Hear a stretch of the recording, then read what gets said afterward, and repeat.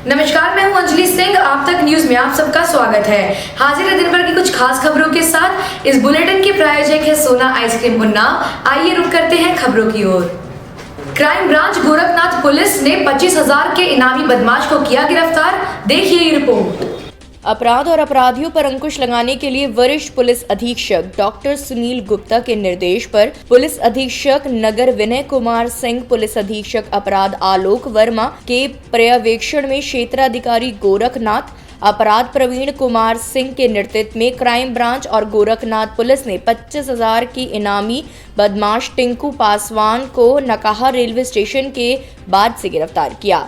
पकड़े गए अभियुक्त के पास से 315 बोर का तमंचा और कारतूस भी बरामद की गई। रेहरा बाजार के अंतर्गत थाना प्रभारी ने चलाया चेकिंग अभियान। देखिए रिपोर्ट। जनपद बलरामपुर थाना रेहारा बाजार के अंतर्गत थाना प्रभारी द्वारा चलाया गया चेकिंग अभियान में कई गाड़ियों का चालान किया गया और कुछ को शमन शुल्क देकर छोड़ दिया गया। वीडियोग्राफी कर रहे पत्रकारों को वीडियो बनाने से रोकने का प्रयास किया गया। फिर पलटे बेकाबू ट्रेन के डिब्बे। देखिए ये रिपोर्ट। हावड़ा से नई दिल्ली की ओर जा रही पुष्पांजलि express train Kanpur junction stoppage के बाद 15 किलोमीटर ही चली होगी। अभी रूमा स्टेशन के पास आज रात तकरीबन 1 बजे कम्पलिंग टूटने से 2 हिस्सों में बंट गई, जिससे उनके 9 डिब्बे पलट गए, जिनमें 8 एसी कोच, 1 पेंट्री कार के पलटने की सूचना है। इस हादसे में 1 सैकड़े से भी अधिक लोगों के घायल होने की खबर है। मौके पर बचाव कार्य एवं राहत के लिए संबंधित अधिकारी भी मौके पर पहुंचे। अधिक जानकारी के लिए रेलवे वहां पंडित दीनदयाल उपाध्याय जंक्शन ने हेल्पलाइन नंबर जारी किया। सपा प्रदेश अध्यक्ष नरेश उत्तम पटेल ने फिर उठाए चुनाव आयोग और ईवीएम मशीन पर सवाल। कहा बीजेपी इस बार फिर करेगी ईवीएम मशीन से छेड़छाड़। देखिए ये रिपोर्ट। उन्नाव की पूर्व विधानसभा की ग्राम पंचायत चमियानी ब्लॉक में प्रमुख शिव बहादुर पटेल की अगुवाई में सपा बसपा संयुक्त कार्यकर्ता सम्मेलन का आयोजन किया गया, जिसने कार्यकर्ताओं द्वारा प्रदेश अध्यक्ष का माल्यार्पण कर स्वागत किया। इस सम्मेलन में लोकसभा प्रत्याशी अरुण शंकर शुक्ला उर्फ अन्ना महाराज के समर्थन में आए समाजवादी पार्टी के प्रदेश अध्यक्ष नरेश उत्तम पटेल ने जनसभा को संबोधित करते हुए चुनाव आयोग और ईवीएम मशीन पर सवाल उठाते हुए उनका विरोध करने के बावजूद भी चुनाव आयोग ईवीएम मशीन से चुनाव कर रहा है। इस बार भी बीजेपी मशीनों से छेड़छाड़ अवश्य करेगी। वहीं दूसरी ओर सपा बसपा एमएलए सुनील साजन ने मीडिया के साक्षात्कार में झूठ बोलते हुए कहा कि मैंने भगवंत नगर के बीजेपी कार्यकर्ता को कोई धमकी नहीं दी है। उक्त सम्मेलन में भीड़ सीमित दायरे में ही देखने को मिली, जबकि चिमियानी पटेल बाहुल्य क्षेत्र माना जाता है। रोक लगने के बाद भी मुख्यमंत्री जी मंदिरों में जा रहे थे, क्या कहना है? देखिए, चुनाव आयोग की भारतीय जनता पार्टी का नेता कोई भी नहीं मानता है। चुनाव आयोग ने प्रतिबंध लगाया 3 दिन का, क्योंकि नफरत की भाषा बोलते हैं। उसके बावजूद भी चुनाव आयोग को देखना चाहिए था कि किस तरीके से वो मंदिरों में जाके प्रचार कर रहे हैं। दिखावा करने के लिए दलितों के घर जाते हैं, खाना खाते हैं। एक तरफ दलित के घर खाना खाने का आडंबर कर रहे हैं और दूसरी तरफ दलित और पिछड़ों का हक छीनने का प्रयास करते हैं। तो ये दोहरे चरित्र के लोग हैं। सुनील जी, एक जनसभा में आपने कहा था कि भारतीय जनता पार्टी के कार्यकर्ता अगर हमारे कार्यकर्ताओं को परेशान करेंगे तो हम उन्हें गुजरात मोदी जी के पास भेज देंगे। मैंने भारतीय जनता पार्टी कार्यकर्ताओं की बात नहीं कही थी। मैंने कहा था जो लोग पिछली बार हमारी सरकार में हमसे मदद लिए और आज दूसरी जगह हैं, तो हम भी लाइन खींच के काम करने वाले लोग हैं। हम या तो दोस्त बनाते हैं या दुश्मन बनाते हैं, हम बीच में किसी को कुछ नहीं रखते।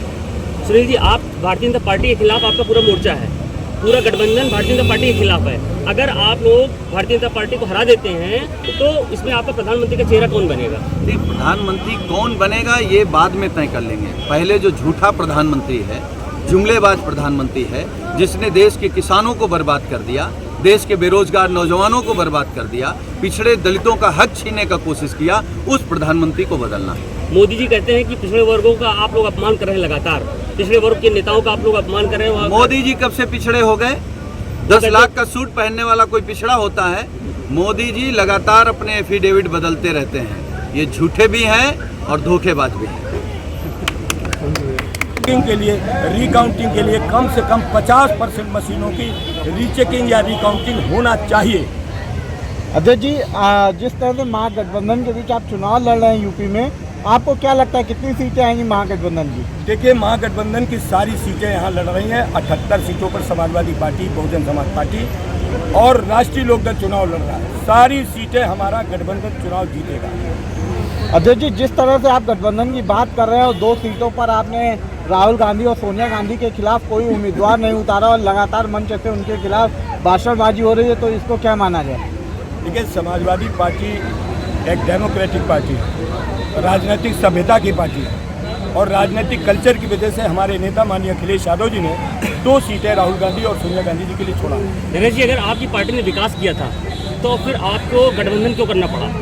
हमने विकास किया था और विकास करेंगे, फिर विकास करेंगे और विकास के नाम पर ही हम लोग जनता से अपना अपील कर रहे हैं और जनता का भारतीय जनता पार्टी के लोग कहते हैं कि ये गठबंधन नहीं, ये ठगबंधन है। भारतीय जनता पार्टी, हम 3 दल मिल गए, हमको गठबंधन को ठगबंधन बता रहे हैं। वो 45 दलों का गठबंधन चला है पूरे देश में, तो उनका कौन सा गठबंधन है ये बताओ। मैं नरेश जी, 2017 में भी आपने कांग्रेस के साथ गठबंधन किया था, उसमें आपकी पूरी पार्टी पूरी तरह फ्लॉप हो गई थी, इसलिए कि कांग्रेस का वोट समाजवादी पार्टी को ट्रांसफर नहीं हुआ था और समाजवादी पार्टी ने अपना वोट उनको ट्रांसफर किया था। उन्नाव की सीट पर आपको क्या लगता है कि आपकी लड़ाई किससे है? हमारी लड़ाई किसी से नहीं, सबकी लड़ाई हम ही से है।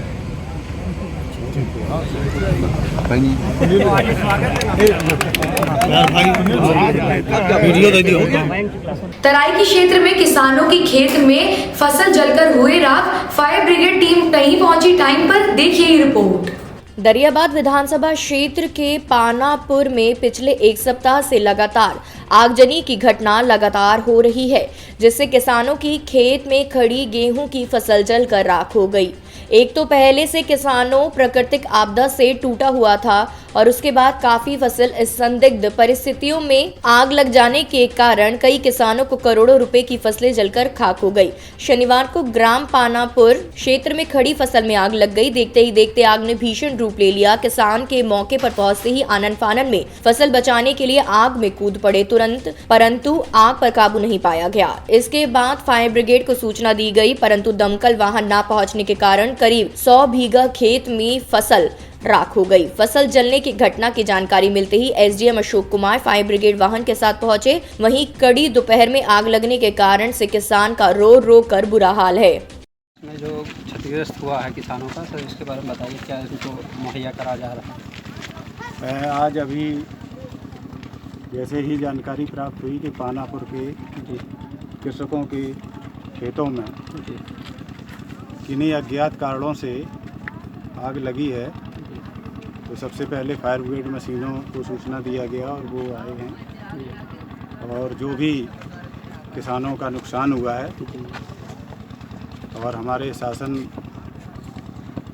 के आदेश हैं, निर्देश हैं, शासनादेश हैं मंडी से, तो हम दोनों स्तर से जांच कराएंगे, मंडी और राजस्व विभाग की ओर से, और जो भी क्षति कृषकों की हुई है, जो शासनादेश में अनुमन्य है, व्यवस्थाएं हैं आर्थिक सहायता दिए जाने की, हम उनको अनिवार्य रूप से आर्थिक सहायता दिलाएंगे। अच्छा, जो ये आग लगी है भाई, तो ये किस तरह से लगी है, कुछ जानकारी हो पाई है अभी? जानकारी कुछ नहीं हो पाई है, लेकिन आग यहाँ पे सभी की खेत जली हुई है और सभी अनाज नहीं किसी का गिरा है। अच्छा, तो एसडीएम साहब ने कुछ देने के लिए कहा है? ये कहा है, लेकिन जितना देंगे, और यहाँ करीब 6 से 7 क्विंटल गेहूँ बीघे में पैदा होते हैं और कुछ भी नहीं बचा है, सब राख ही राख। सर मेरे 6 बीघा गेहूँ जला है। 6 बीघा जी। तो ये जानकारी नहीं हो पाई है कितने कैसे आग लगी है? ये सर कुछ नहीं मालूम, जानकारी कुछ नहीं, पता नहीं। अच्छा अच्छा, कैसे लगी, कहाँ से लगी? तो जो एसडीएम साहब वगैरह आए हैं अधिकारी लोग, इसने कुछ बताया आपको क्या देंगे या नहीं ये देंगे? बोल रहे हैं कि कुछ ना कुछ तो मुआवजा दिलवाएंगे। जी जी। तो आपका गांव कौन सा पड़ता है? सर पानापुर। पानापुर, अच्छा अच्छा, चलिए ठीक है।